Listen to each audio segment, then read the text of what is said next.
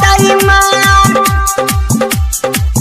तहर लाला का बाटे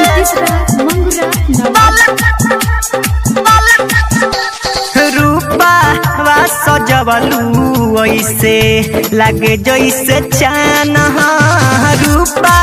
वा सजवलू ऐसे लागे जैसे चान तहर लाला का दुपट्टा ये जान न्यू ईयर में डोलावताई मान कि तहर लाला का दुपट्टा ये जान नया साल में डोलावताई मान रूपा वा सजवलू ऐसे लागे जैसे चान रूपा वा सजवलू ऐसे लागे जैसे चान तहर लाला का दुपट्टा ये जान न्यू ईयर में डोलावताई मान कि तहर लाला का दुपट्टा ये जान नया साल में डोलावताई मान तहर लाला का दुपट्टा ये जान न्यू ईयर में डोलावताई मान तहर लाला का दुपट्टा ये जान खुशबू रिकॉर्डिंग स्टूडियो कहला बिशनपुरा बाजार। आँखी के काजल कोइले बा पागल तोहार रूपावा सलोना हो जब तू हंसेलू दिलवा में डहसेलू एहो हमार सोना सोना हो एहो हमार सोना सोना हो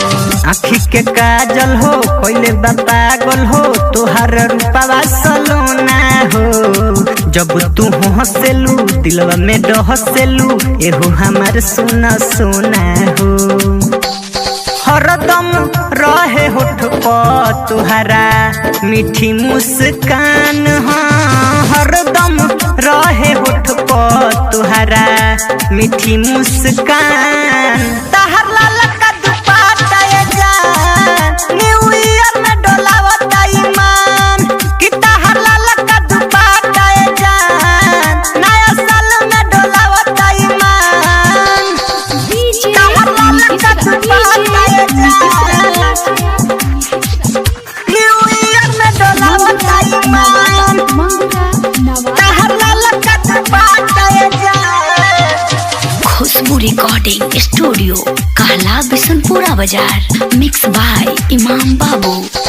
लागत बियाहल बाड़ू भले कुमार बाड़ू पहले तू सोरा हो सिंगार बाड़ू ले लगी रीटिंग हो कोरोना मीटिंग हो अरुणिमम के तू प्यार बाड़ू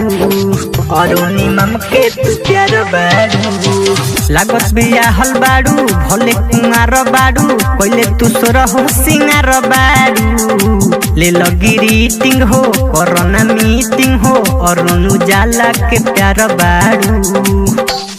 राइटर मैनेजर के तू ही बाड़ू आरामान राइटर रमेश के तू ही बाड़ू आरामान तहर लाला का दुपट्टा ये जान न्यू ईयर में डोलावताई मान कि तहर लाला का दुपट्टा ये जान नया साल में डोलावताई मान रूपा वा सजवलू ऐसे लागे जैसे चान रूपा वा सजवलू ऐसे लागे जैसे चान तहर लाला